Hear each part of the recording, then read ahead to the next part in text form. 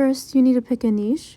This can be beauty, fitness, food, pets, or finance. In this video, we're going to pick the beauty niche, but you can choose any niche you have interest in. After you chose your niche, you're going to go to Google and type in your niche affiliate programs. So here we're going to put beauty affiliate programs. You're going to then look at the Google results and apply for the affiliate programs. So for the beauty affiliate programs, you may see results such as the beauty affiliate program in Sephora.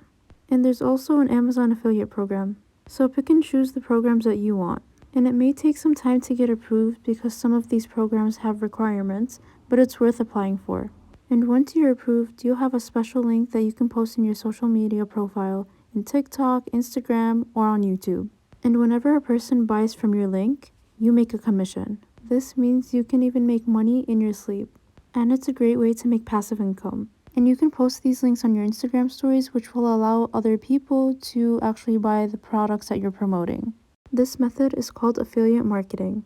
And this is when you're promoting other people's products and getting a commission once someone purchases through your special link. So you don't have to spend any money on inventory or other products. And this method can make you thousands of dollars every month.